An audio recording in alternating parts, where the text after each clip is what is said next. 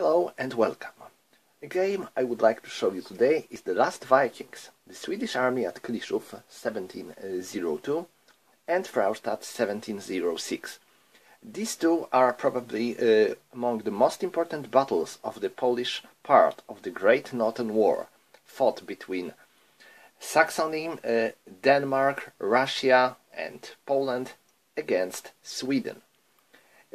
It was a very long conflict, taking about 20 years, and a lot of battles was fought during this war. But these two battles are part of the Polish part of the war. Why it was called Polish part?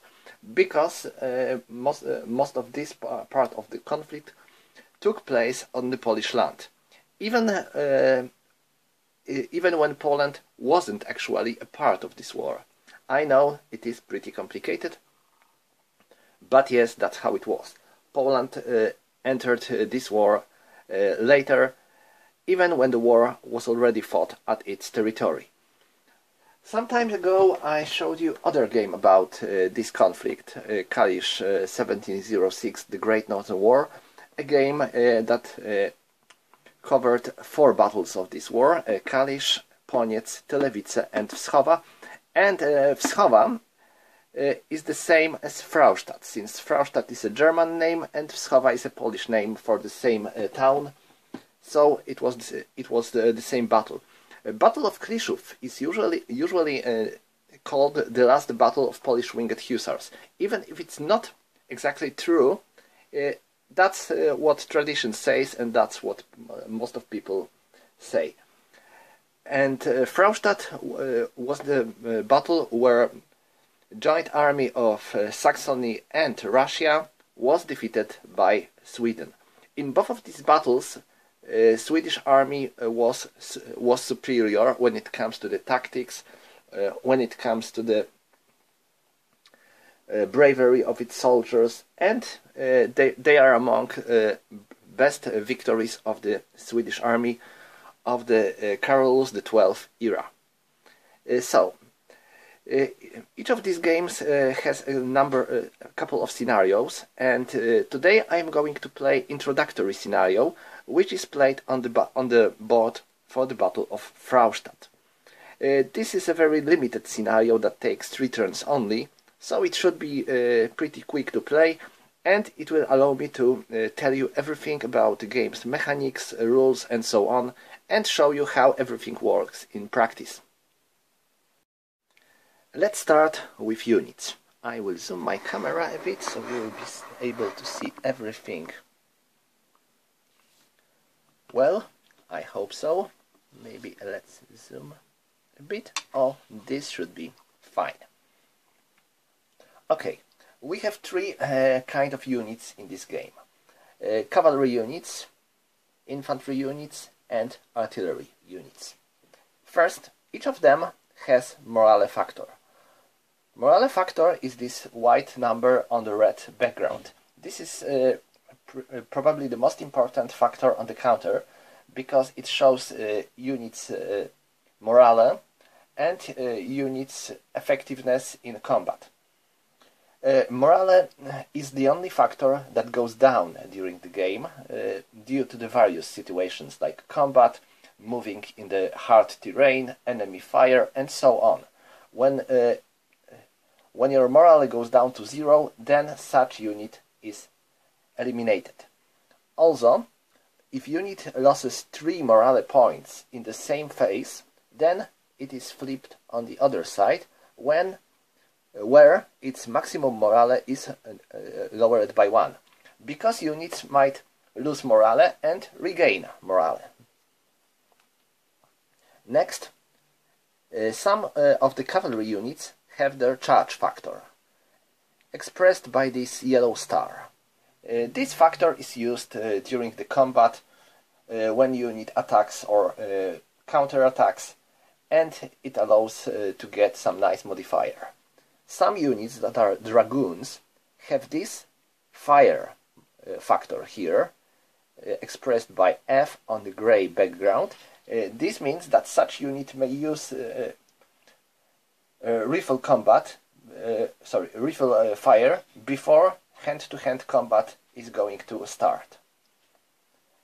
Infantry units have also their rifle combat modifier, which is here, this white number on the black background, which allows them to fire on the upcoming enemy. They can also fire on the enemy on the adjacent hex, even without attacking them in the hand-to-hand combat. They might just stand against each other and fire.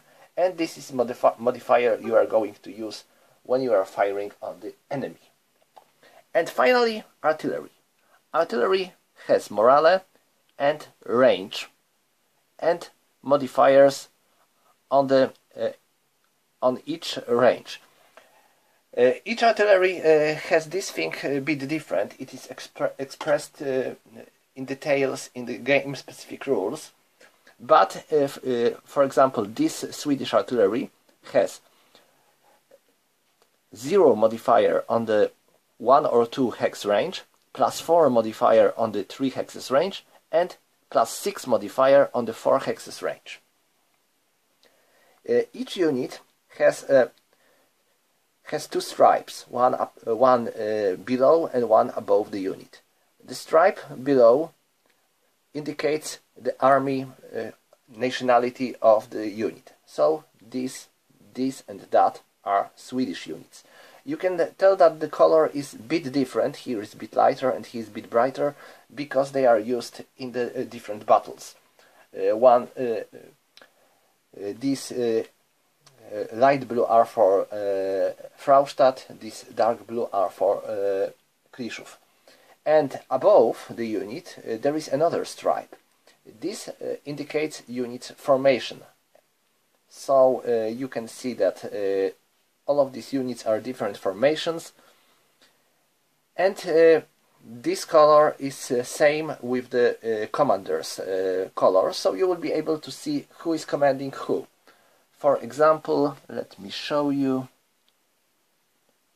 Oh, you can see that this guy has same color as this unit, so they are the part of his unit. You can see his left wing, so they are also the part of the left wing, because they share the same color on the upper stripe. Next, we have commanders. Their rank is expressed in the number of the stars here. So, we have overall commanders with 4 stars, wing commanders with 3 stars, and line commanders with 2 stars. And what do we have on their counters? There is a morale modifier. When such commander is on the hex with his unit, he can increase unit morale by 1, for example, or by 3. As you can see, he has a 3 modifier, he has 1. What is pretty important, commander might increase only his own unit morale. So, for example, he can increase only units of left flank. Exception is an overall commander. He can increase morale of all units of his army. Next we have commander's command factor, which is in this blue triangle. This command factor is pretty important when commander is out of his superior range and he wants to do something by his own. You have to go through you have to make a roll with 1d10, because this game works on 1d10 rolls, and if you get a result which is lower than his command factor, lower or equal, then he might act independently, otherwise he may do nothing.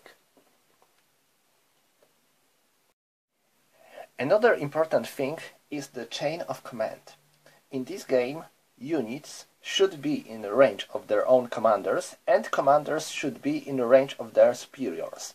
So, for example, a wing commander should be in the range of his overall commander, and a line commander should be in the range of his wing commander. Each scenario has given the ranges for commanders so you have to check a proper table to see what are these ranges in each battle. But this is pretty important because only if this chain of command is done, then your army can work well. Otherwise, you might meet some problems. Chain of command can be linked with units. So, if all your units are on the adjacent hexes, they are making your chain of command longer. So, for example, if only this unit would be in the range of command of his commander, and this would be not, they will still have this chain of command because they will be on the adjacent hexes. If this unit would be here and this commander would be there, for example, then all of them would be in his range because this one is in range, this one is adjacent to that, this one is adjacent to that, so they are making their line of commands, and this is out of range because it is out of range of commander and it is not adjacent to any of the units that are in command. So this is pretty important to keep this chain of command. And now, why this chain of command is important? Because in this game, each formation must have an order. There are three types of order: defense, march, and assault. And to have this order, or to change its order, then commander must be in the range of his own commander. First, let's talk about these orders. First of them is defense. If a commander has no command counter below them, then all his units have defense command. If such formation has a defense command, then commander cannot move. Units might move only one hex and no more. Units cannot move out of their commander range, and they cannot enter hexes that are adjacent to the enemy units. They cannot attack, but they can fire on the enemy, and cavalry might countercharge. And finally, they may regain their entire lost morale while having such a command. Next is march. It is marked with march counter placed below commander.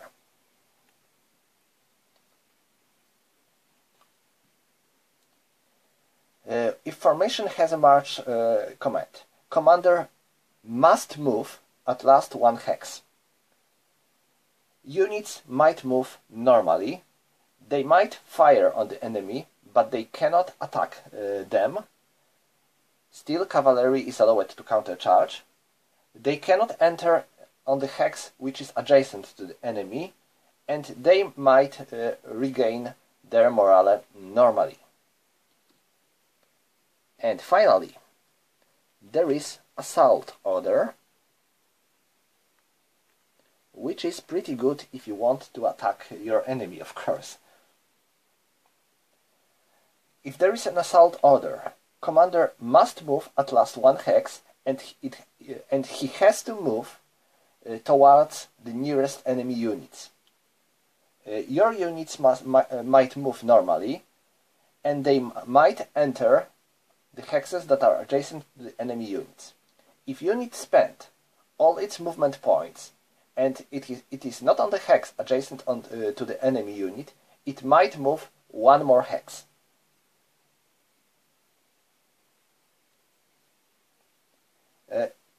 While having assault command, units might fire on the enemy and they might attack enemy in the normal hand-to-hand, or rather I should say sword-to-sword attack.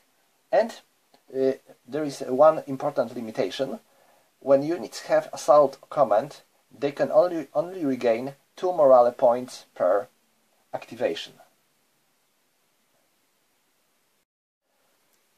And now, how to change these commands, or how to get them. Depends on the scenario. Units are starting with different commands, because each formation always has a command. It can be defense, it can be march, it can be assault. Usually at the beginning of the game units have defense or march orders. Order is always changed, if player wants to, at the beginning of formation's activation. It can be changed in the three possible ways. First, if a formation commander is in range of his overall commander, then such order might be changed normally. A player just declares that he wants to change commander's order, he does so, and game goes on. If commander is out of his overall commander range, then overall commander might use his messenger. Each overall commander has a number of messengers, usually one, sometimes two, and such messenger might move on the 10 hexes range. So even if formation is far from the overall commander, he might send his guy, and he might write here and say, "Come on guys, you are now attacking." And then such commander is changing his order as player wants to, but such messenger is removed from the game till the next turn. So this is pretty limited ability, but it is good if you want to keep your your overall commander safe. And finally, there is a third option. If there is no overall commander in the range and he has no messengers. Wing commander is allowed to try it by himself. He might make a roll with 1d10, and if he gets a result which is lower or equal than his command factor, then he might change order by himself. If he fails, then he keeps his his own command. So, for example, he has an assault. He wants to change it into defense, for example. So he has to make a roll. We get 1, so he can change an order. If I would get 7, then he would have to stay with an assault command. And there is one more thing I should talk about. Now, it is a situation when unit starts its activation without being out of his commander's range. Let's say that we have such situation. You can see that they are definitely out of his range. In this particular scenario, then he has 2 hexes range. So they are definitely out of his range. Sorry, I should move my camera. Okay, you can see now. If such situation occurs, they have to be marked with out of command range. And unit which is marked with out of command range can only move in this way to regain its command range. So, for example, they can just do nothing, just stand here and wait till their commander will move, and they will be again in his range, or they might move towards their commander. The choice is yours. But only these 2 options are available. They cannot move, for example, here to be further from from their own commander. So this is pretty important thing to remember about. Now let's talk about game's mechanics, because this game is using cheat and pull mechanics.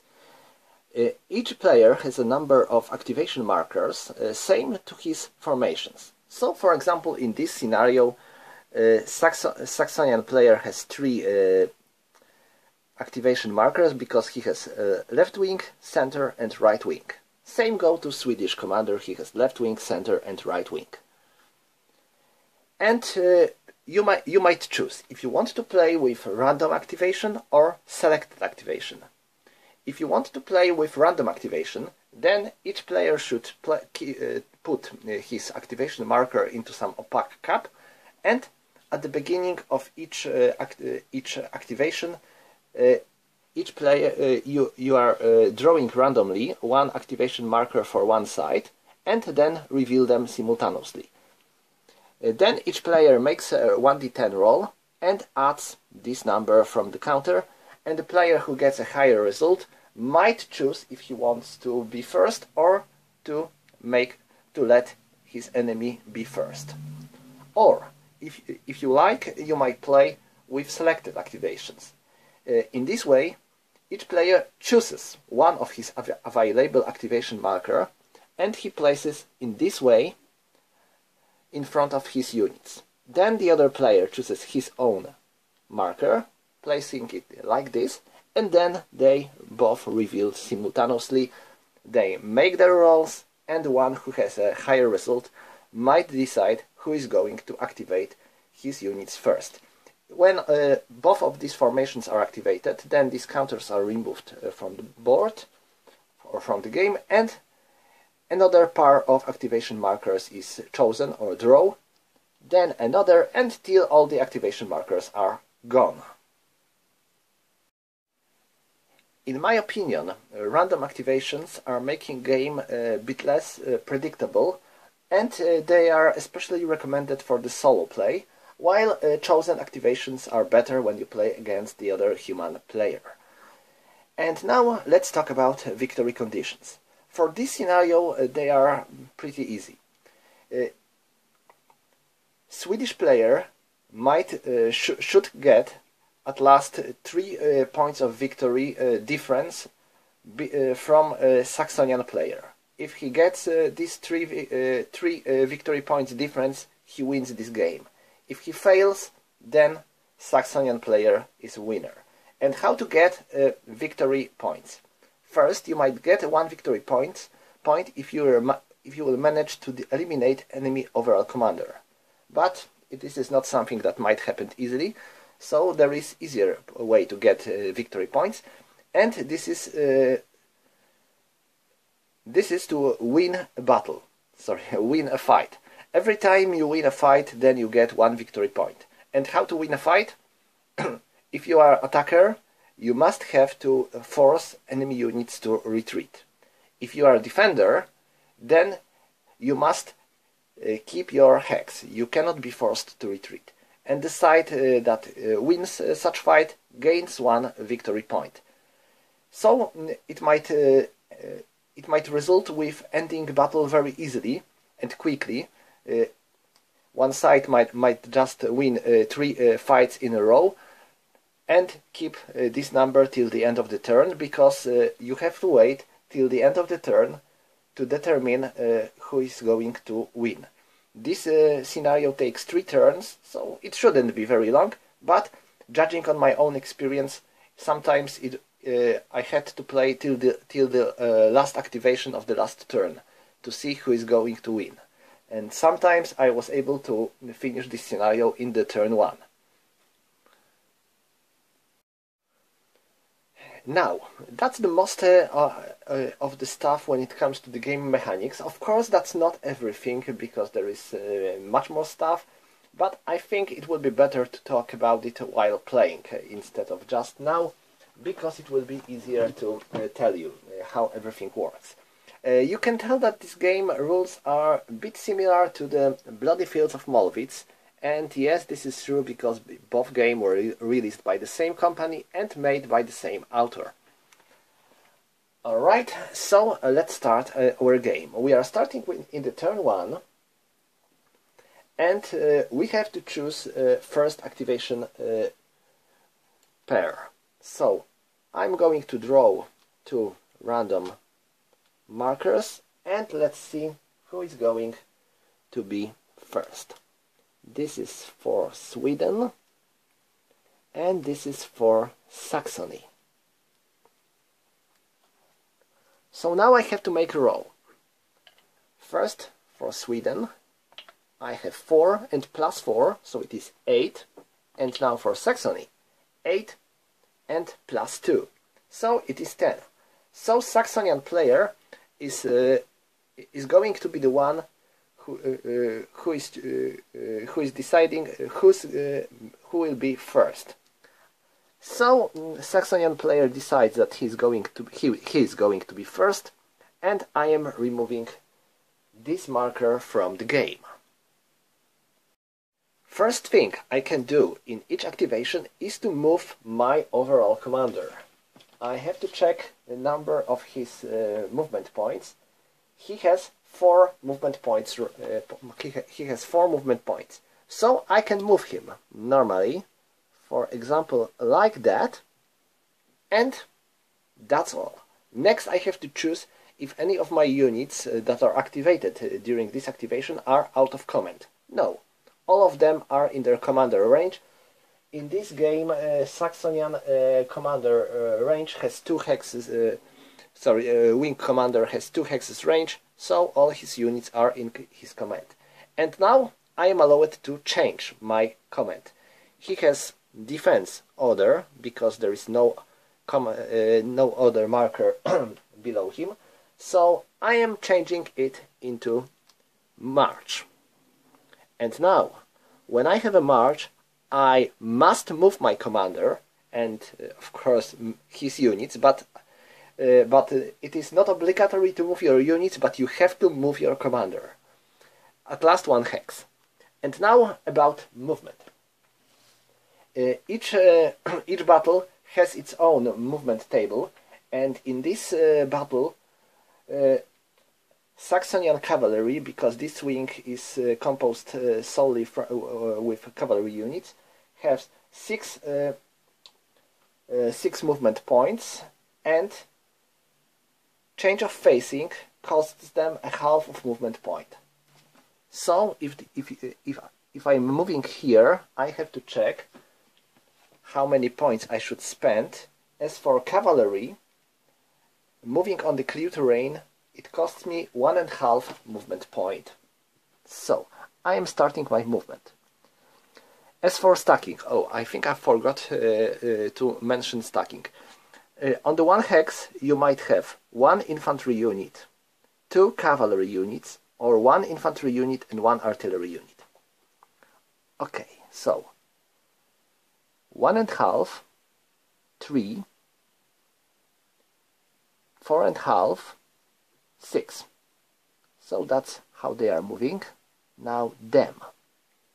1.5, 3, 4.5. 1.5, 3, and that's all. That's how this wing moves. And that's all for this activation, because enemy cannot countercharge. None of enemy units were close to Saxonian units, so that's all for this activation. And now we are moving into the Swedish activation. So now, time for Swedish. We have to check where the hell is their commander. He is there. First we can move overall commander, but I don't want to. I will make him stay where he is. And now, since their commander is here, I have to check if they are in his range.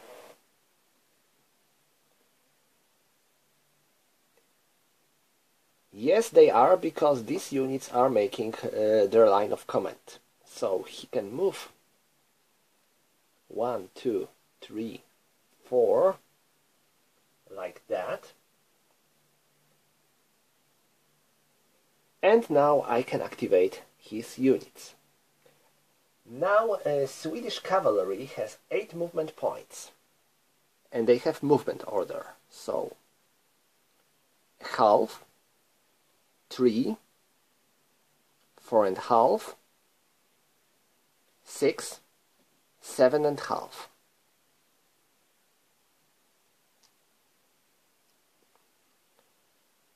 Half, 3, 4.5, 6, 7.5. And same goes to them. And I will leave their commander here. While I'm doing so, I will be able to show you out of command stuff later.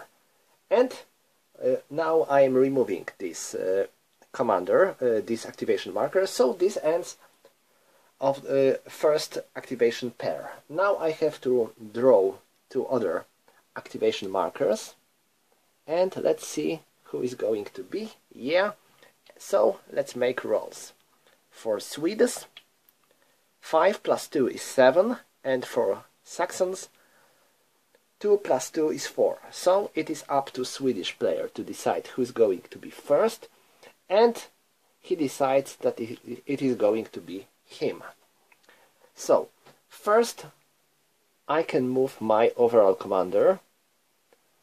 I'm not going to move him anywhere. And now commander has all his units in his range, and he starts with a march command. So all his units might move normally. I will start a half, 3, 3.5,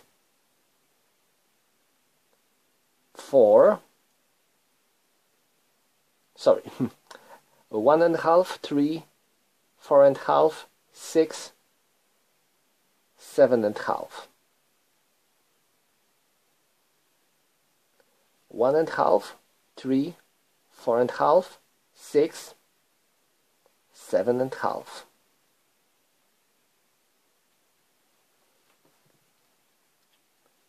One and half, 3, 4.5, 6,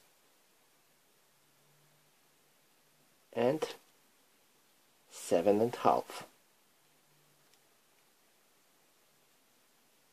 So they are like that. And that's all for his activation. And now I can move to this Saxonian left wing. Now, I will use my messenger to change this guy's order.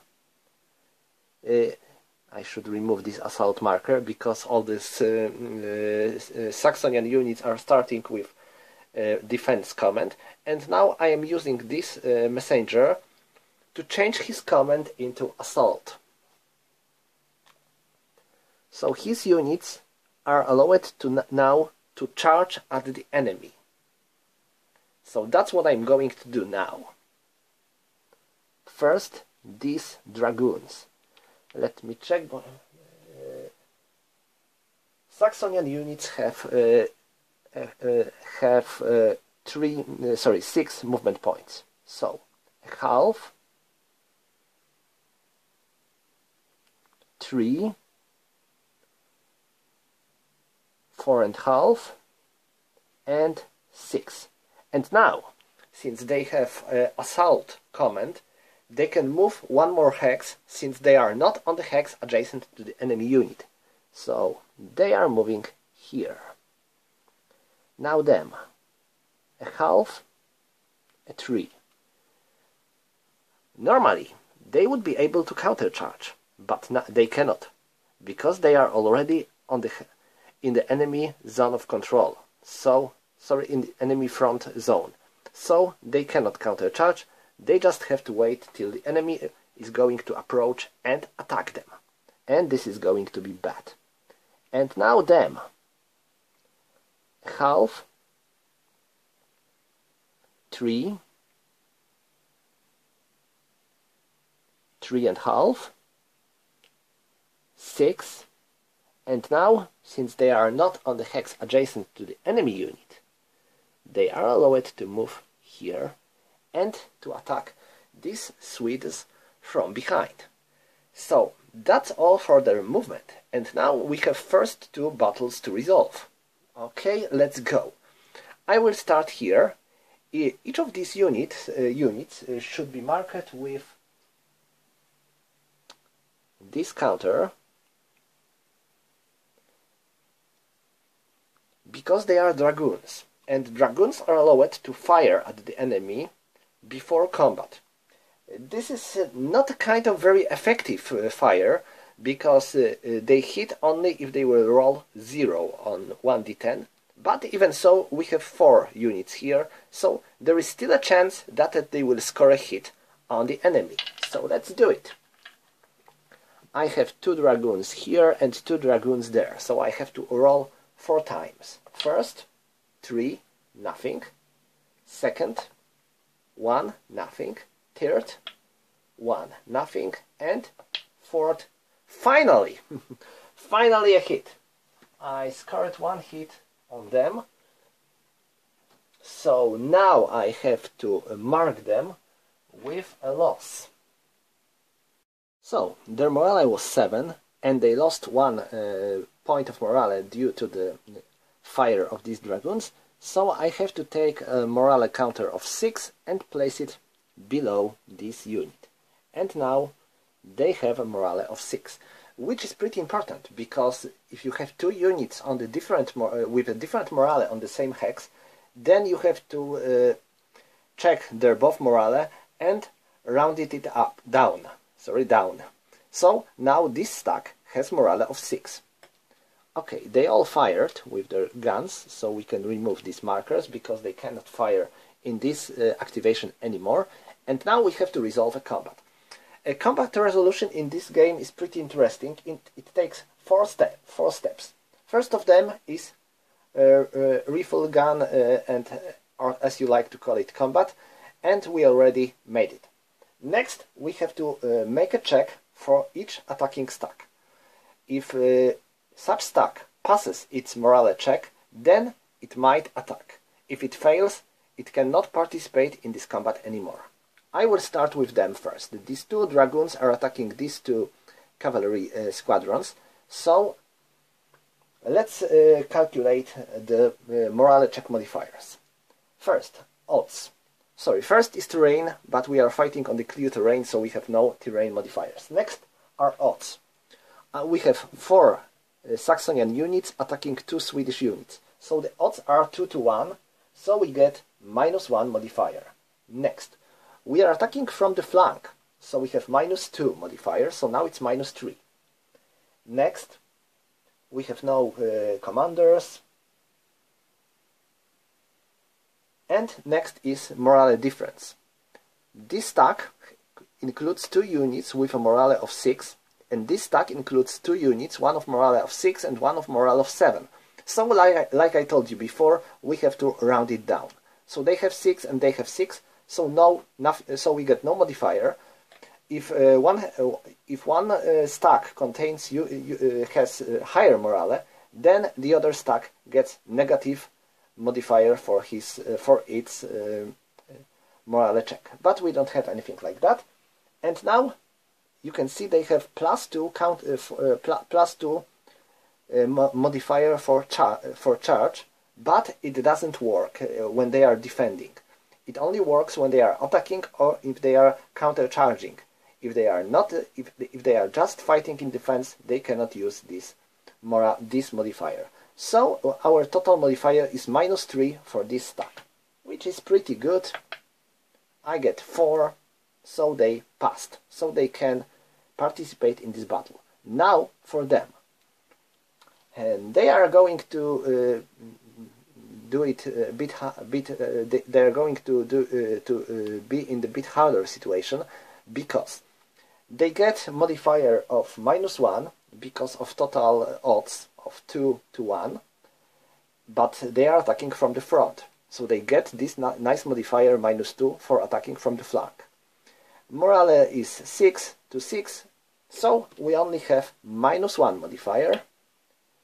I got 5, -1 is 4, so that's all.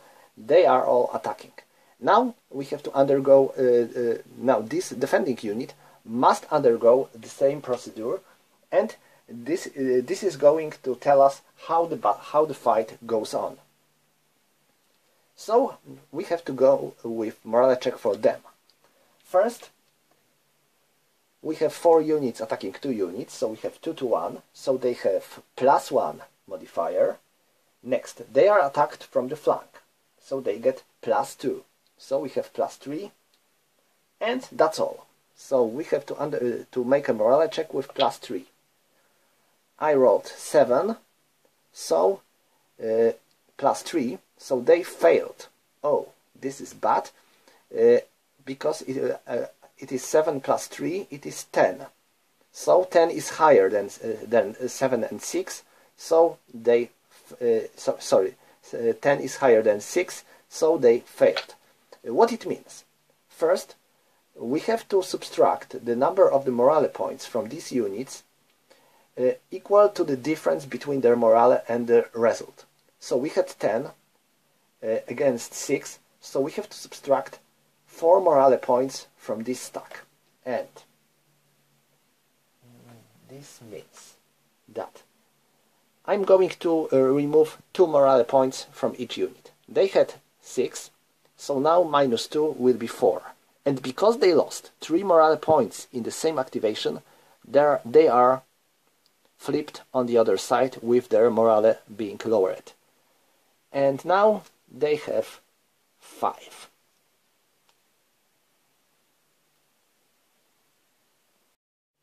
Next, they have to retreat 1 hex, and the attacker have to take a hex which was previously occupied by the defender. Also, this means that Saxonians won the battle, because they forced the defender to retreat. So they get 1 victory point. And there is one more step during the combat resolution.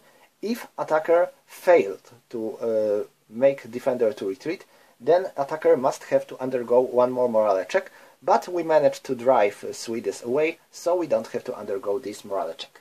So let's resolve another combat here, which is going to be a bit more different. First, we have our... these are not dragoons, they are normal cavalry, so we have no rifle combat in this battle. So let's check how it goes. We have to undergo attacker's morale check. First, they have 6 against morale of 8.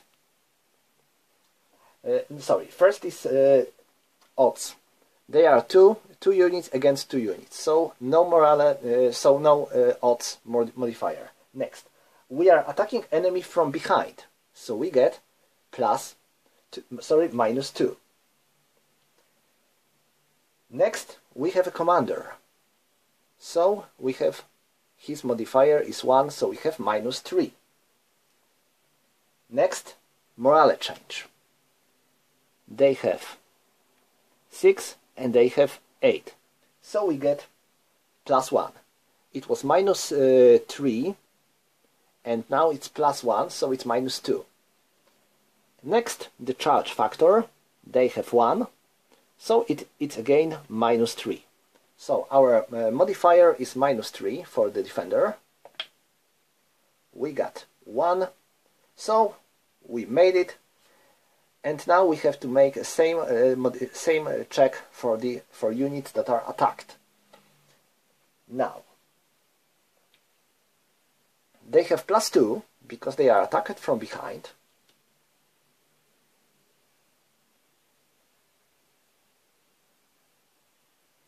And plus 1 because they are attacked with by the unit with the charge factor of 1. So they have plus 3. Their morale is very high, it is 8, but still with plus 3 modifier this might be hard to fight. Oh, it will be. They get 9. 9 plus 3, it is 12. 12 minus 8 is 4. So this stack suffers 4 morale points loss.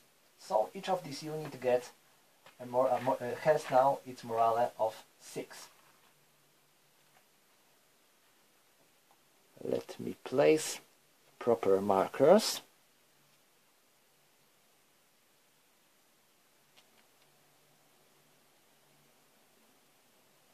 And now they retreat.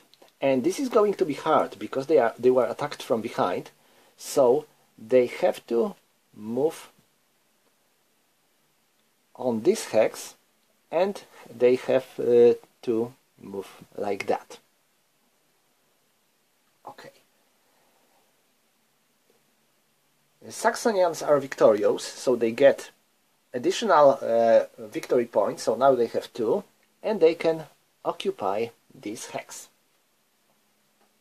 So that's all for this Saxonian activation. We can remove this marker, and we have two more activation markers for the last activation. Now you can tell the difference between commanders. They have +1, he has +1, he has +3. Let's make a roll. For Swedes it is 9, oh, and for Saxons it is 5. So it's 9 plus 3, it is 12 against 6. So Swedish commander wins in initiative, and he may choose who is going to move first. He declares that he is going to be first. So let's place them here, and let's place him there.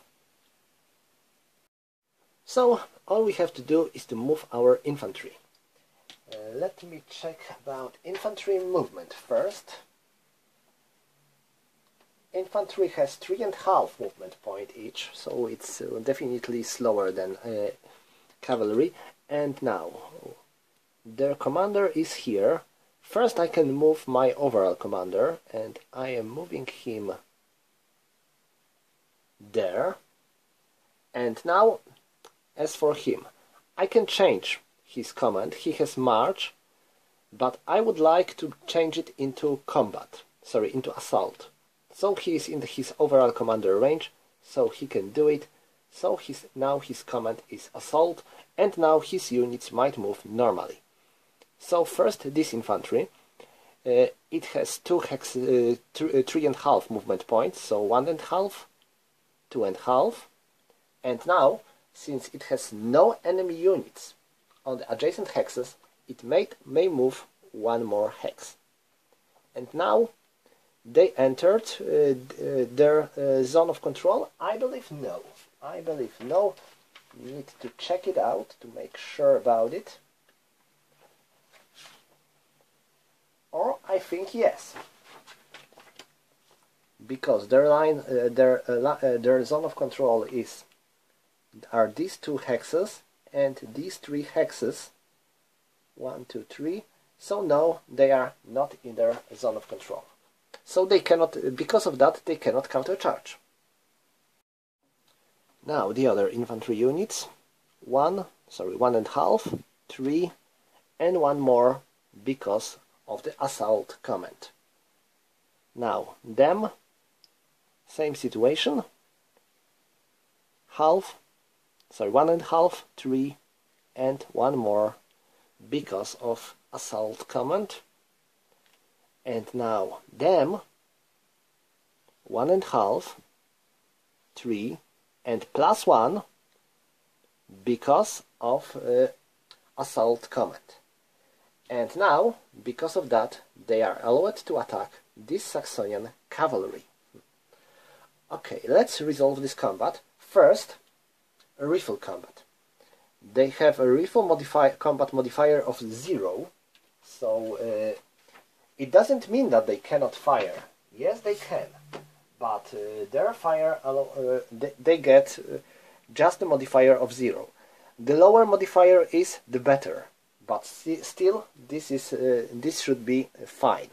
Let's make a roll and let's check for units morale, which is 7, and so we will be using a column of 7 with a modifier of 0. Now I have to check for modifiers for infantry fire. First, for terrain, no modifier. Next, target is cavalry, yes, so we get -1. Next, if we are firing from the flank, yes, we are firing from the flank, we get -2. And modifier on the counter. So we have -1 because we are firing on infantry, on cavalry. We have -2 because we are firing from the flank. And our initial modifier is 0. So we have -3 in the morale of 7. Oh, that was a good roll. I have 0. 0 is 0 in this game. So we have 0 -3. So the result is -3. In the morale of 7, it is 2 and dot. If there is a dot, we have to make another roll. And if I got 0 to 4, then enemy suffers 1 more point loss. It is 9, so no, they are not suffering 1 more point loss, so they suffer 2 points loss. So I have 2 units here. Each of them has 6, so each of them has now have 5. So that's give them proper morale markers. And now, since there was a commander here, I have to check if he's not dead by chance. Let me roll. I got 1. I believe the commander is killed when the roll is 0, but I would better change this one to make sure I'm not telling you wrong. 9. No, if I would roll 9, he would be killed. But no, he's not dead, he's fine. So now let's resolve this battle. First, we have one infantry unit attacking 2 cavalry units. And in such situation, two cavalry units are treated as 1. So we have 1 against 1, so the odds are 1 to 1. And next, infantry is attacking cavalry from the flank, so they have -2. Next, their morale is 7 and their morale is 5, so they have -1, so it's -3. Now, if Swedish pikemen are attacking, and they are Swedish pikemen, they get additional -2 modifier. So now our total modifier is -5. That's pretty good. So let's make a roll. We have -5 and 4, so it's a -1 result. So Swedes definitely made it. Now we have to make a roll for Saxons. And now first, we have +2 because they are attacked from the flank. We have -1 because this is their commander's modifier, so it is now +1. Now we have +2 because they are attacked by pikemen, so it was +1 and now it's +2, so it's +3. And now enemy has higher morale, so it's +4. Okay, this is going to be very hard for Saxons. I got 2. 2 plus 4 is 6. So they made it. Wow, amazing. Never expected. I was almost certain that they are going to be beaten, but they are not.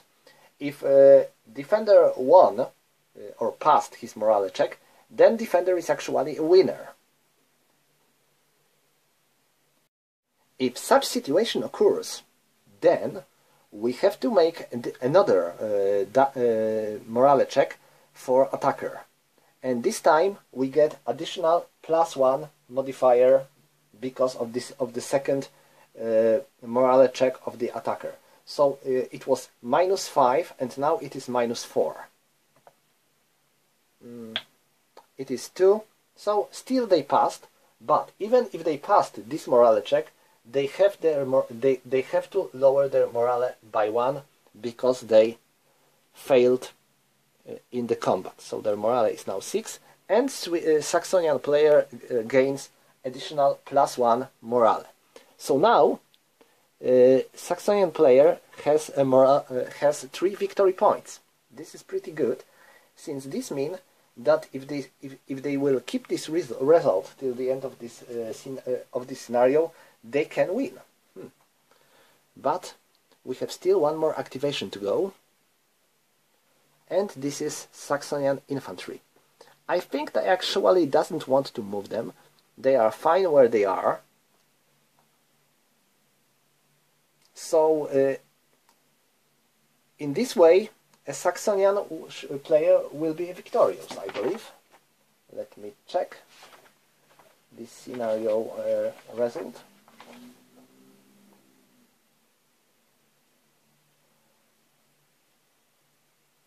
Yes, this could be an instant victory for Saxonians, but there are some other things I would like to show you, and I wasn't able to show you because of the situation we get on the board. So let's just say that I'm going to show you some more stuff. And I think there is one more thing I should mention, and I haven't a chance to show you, which is a reaction rule. Reaction rule is that if enemy unit enters your zone of control, you are allowed to do something. And if you are doing something, then you are marked with reaction marker. How it works? For example, let's say that we have these two Swedish units here. And there is, for example, activation of the Swedish infantry. This Swedish infantry moves here, and now this Saxonian infantry may fire on them. If they want to do so, they have to be marked with reaction marker. They are firing on them, we are resolving this combat, and now, if this unit moves here, then this infantry cannot fire at them because it is already marked with reaction marker and because it was firing at this unit. So, if of course, this infantry may fire at them too now, but it would be also marked with reaction marker. Next, a countercharge. I haven't a chance to show you countercharge, but I would like to do so. So let's take them.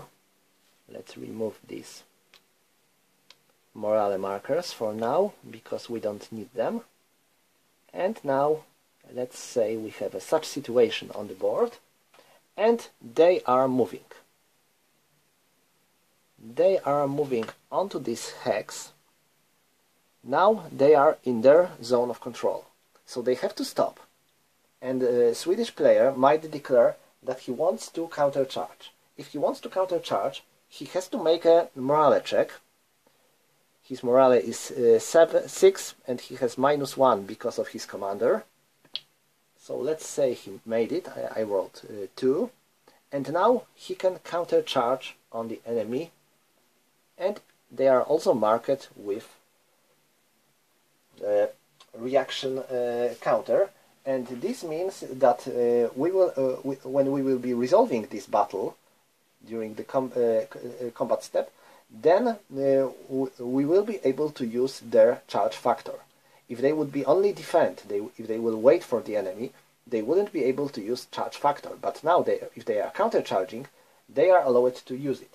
And since they were moving, they also have to be marked with charge factor, with reaction marker. This is a very rare situation where both sides are marked with reaction marker, because they were both moving, and because of that they are both allowed to use their charge factor.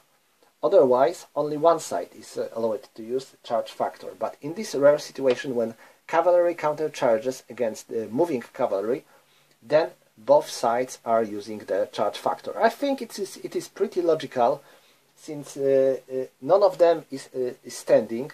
They are both moving, and they can both use their impact of their attack onto their favor. One more thing that I wasn't able to show you is bending the line. Infantry in this game is all in the line formation. When your infantry wants, it might bend its line, like that. This means that infantry now has not only these two hexes in its zone of control, like all the normal units, but now it also has its control changed onto this hex, which is, I think, pretty good, because it makes you can do something like that, for example. And now all these hexes are in your zone of control. So no matter where enemy is going to appear, you are allowed to fire onto them. But you can see that the fire modifiers are now different. You have +1 for all these hexes and +2 for this hex, while normally you would have -2. So the choice is yours. And I think that's the most of the stuff I want to show you. There are more rules in this game, especially a lot of historical rules for both of the historical battles in this game. There is some rules about Polish winged hussars that are taking an important part of the Battle of Kliszów. There are more rules about command and so on, but all of them are game-specific rules for scenarios.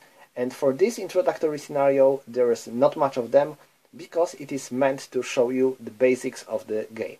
So, that's all for today. Thank you for watching, and see you next time.